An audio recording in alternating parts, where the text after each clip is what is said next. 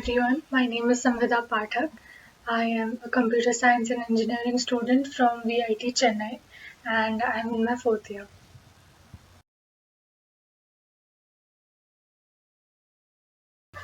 How was my college life? I found out that college life has to do not only with the college, which is the studying and the classes that you take, but also with your hostel life, how you cope up with living alone, how what kind of people are you hanging out with. These factors definitely play a role in your college life, and there are many setbacks which you will face. For example, in my third semester, because of all these reasons, my GPA dropped really low, and that was a low point for me. But I realized that getting back up is in your hands. It is, if you decide to not accept that and keep working for what you want, then I think that is a very empowering thought. There is nothing that you can't get back up from. So, refocusing, taking a step back, and then sorting out your priorities, figuring out what you want at the end of these 4 years is, I think, very useful. And in college life, I feel that each semester demands a different you. You have to be very adaptive. You have to be adaptive to the situation. Each year, each semester, your mentality changes, your classes change, your everything changes. And if you're not thinking on your feet, at the same time keeping your eyes on the prize, then that might be a problem. So being adaptive is a good thing to have in the college life, and that is something that I have tried to keep up with in these years.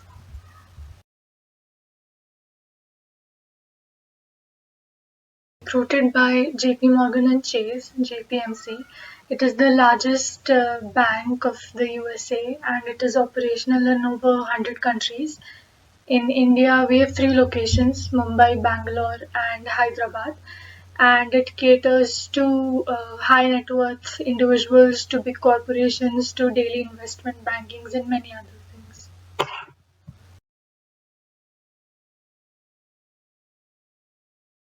So the selection procedure for JP Morgan is very different from those of other companies. Usually, the companies will come to your college, take a test, take various rounds, and then finish the process in about 2 to 3 days. But this process will take about a few months. There are two ways of getting selected in JP Morgan. Either you bag an internship in your third year and then it gets converted to a PPO in your fourth year, or the second is their Code for Good hackathon, which is a competition. Now, I would like to take this opportunity to let everyone know of this different procedure because I myself was not aware. I thought I was registering for a competition when in reality it is also a recruitment drive. So around February of your third year, JPMC will send invites to your college and they will send it to you, and you can apply for this hackathon.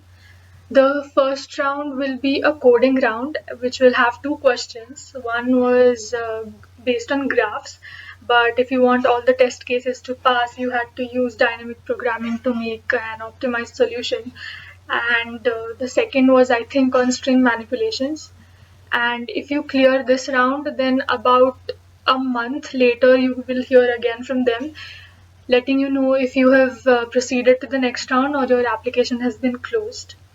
So the second round will be an HR interview, and it is not a physical interview. They will use a software called HireView, which has pre-recorded questions. So the questions like uh, something about your leadership skills, what are your strengths, your weaknesses, your biggest achievements, what are you most proud of, all those HR questions. So the question will be displayed on a screen, and then they'll give you about a couple of minutes to think about the answer, and then they'll record your voice and your video, and then that is sent to JPMC for evaluation. And again, after a month from this round, so between each round, a month passes approximately. And then after that will be the resume round, which is they will ask you to send them your updated resume, and then they will shortlist on the basis of the skills you have, the projects you've made, and if you qualify that, then you are selected for the actual competition, the actual hackathon.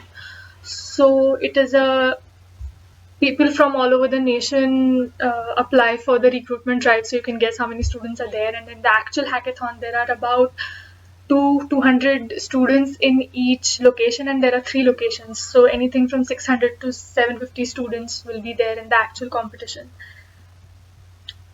Now, as far as the competition goes, the Code for Good Hackathon CFG, uh, it is a 3-day event. In regular conditions, you are actually invited to one of their centers in Bangalore, Hyderabad, or Mumbai, and then they'll make you stay there, and it is an overnight event of 3 days. But for me, it happened virtually.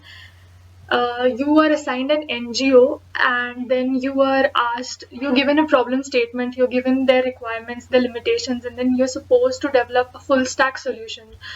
So everything from front end to back end to programming, everything, a full working solution. You will be assigned a team of random people, and you're expected to work with your team, come up with a solution, and at the end of the third day, you need to provide them with the full solution, a working model of the solution. You will be assigned 2 mentors, and they will keep track of how you're contributing to the team, how you're communicating, what ideas are you bringing to the table, what technologies are you using to actually develop the solution. So they will keep a watch on you on throughout the competition. And at the end of the day, recruitment does not depend on whether you've made the best solution. It does not depend on whether you are winning that competition, but it depends on how much skills are you showing, what kind of work are you doing in front of the mentors and in your team. So after the competition, again, after about 20-30 days, then the selection list will be sent to your college. And from my college, 10 people were selected. In the actual hackathon, 40 people were selected, but for recruitment, 10 were recruited to JPMC. And in total, out of the rough 750, around 100 something students all over India were selected this year in JPMC.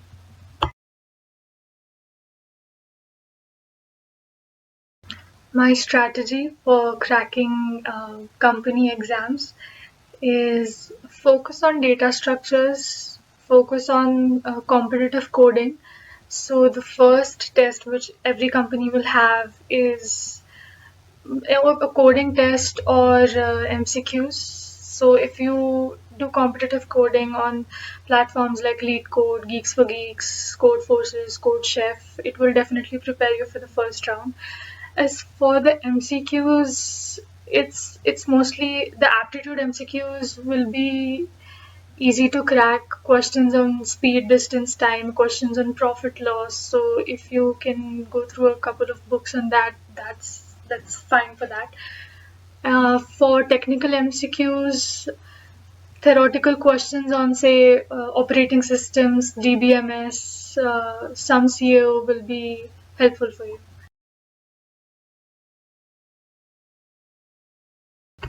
How did I prepare for this hackathon? I was actually selected for a value added program, the VAP program organized by PayPal in my third year. So they actually introduced me to full stack development technologies. We worked with HTML Pug and EJS for the front end, and then we worked with Node.js, and it really introduced me to the concept of full stack development. I didn't exclusively prepare for the hackathon, but if you want to, I will suggest any technology is fine. If you want to go with React, Angular, or Node Express, that's fine. The concept of full stack development will really help you in the hackathon.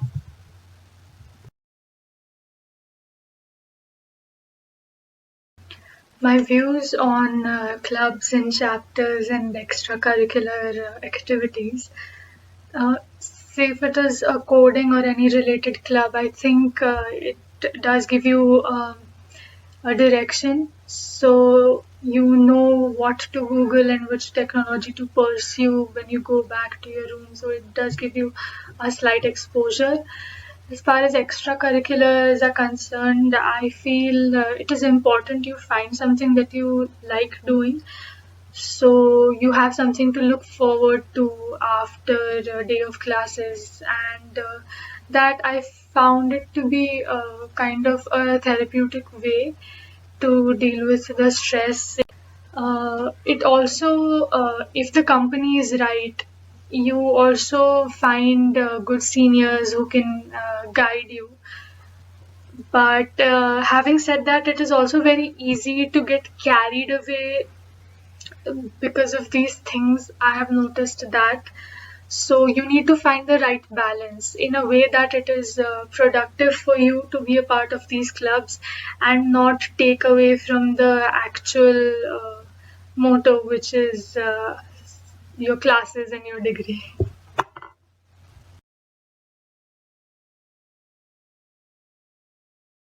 Having a good resume, I think it is of utmost importance that you have a good, strong resume because it is the first thing a recruiter sees about you. It shows the skills you have, it shows what you've been doing the past 4 years. So it is very important, according to me. And tips on doing that. Take part in hackathons, take part in competitions, pursue online certification courses, and also make good projects. Invest your time in making good projects in your semesters. I think all students can relate that it gets tough because of the time bound nature, doing all your projects from scratch. But if you do that, I am sure that it will help you in the long run. It introduces you to new skills, and it basically gives you something to talk about with your interviewer in your HR rounds, and that definitely gives you an edge over the other students who are also sitting for the same interview. And for work experience, if you have done a good internship, or if you got an internship in your third year, that definitely gives you points on the resume that shows to the recruiter that you have been exposed to industry work culture. But having said that, I myself did not have any work experience, and there is nothing that you can't learn on your own. There is nothing that you can't pursue on your own and not put on your resume that you will get from the internship because you're a fresher. They don't expect you to have industry knowledge, that is just a plus point. So I didn't want to fall short on my lack of experience, so I pursued other things that will make up for it, and so can you.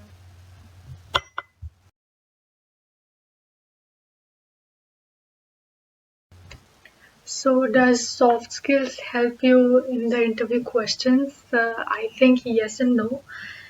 Yes, in the way that it prepares you on how to not get faced by any question, how to face an interview, how to conduct yourself during an interview. The content given in the soft skills classes, I think, will be helpful in the aptitude MCQs, but the theoretical Java, I didn't find it to be useful in my interview questions because most of the interviewers will prefer to ask you applied questions, even if you don't have to actually code and it is an oral interview. Still, the questions will be very applied and nothing theoretical. So that's my opinion on that.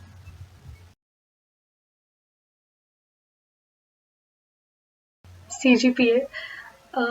Irrespective of what you've heard from others, what you see in movies or social media, that the company will not see how much marks you have, that is not true. That is true for the technical rounds, for HR rounds, but to get there, you have to be eligible to sit for the company's screening test in the first place, and that is where the CGPA comes in. So there will be so many students who have the same skills as you, have the same experience as you, same knowledge as you, and the company needs some criteria to shortlist students, and that becomes the CGPA.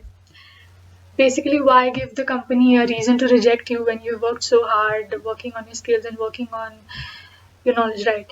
So I think it is very important for you to maintain a good CGPA. I myself was not eligible for a couple of companies, not shortlisted for a couple of companies because I didn't have a 9 pointer, and that really put me back. So that's something to think about. And tips for maintaining a good CGPA is, I think, I'm not saying you have to study all the time, but if you give it the time it deserves, so a little bit of focus before the exams, maintaining a good relationship with your teachers so they can tell you where you're falling short of, doing all your assignments on time. I think just that little bit of focus and finding the balance between managing your studies and other activities will enable you to get a good CGPA. So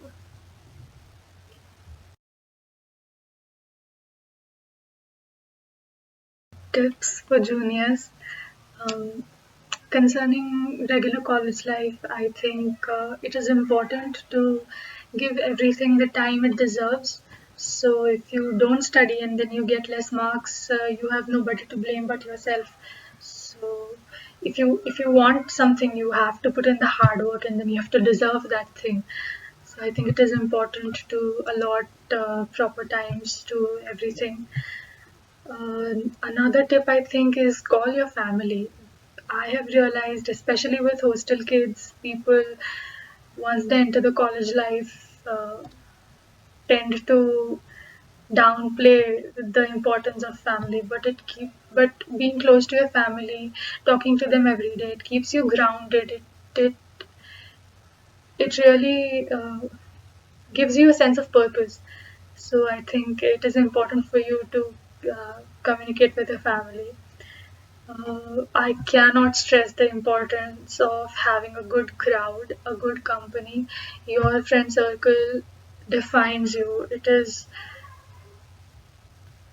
in your hands how you want to spend your days, who you want to spend your days with. If your group is not talking about the conversations that you don't agree with, I think you shouldn't be afraid to take a step back and prioritize yourself.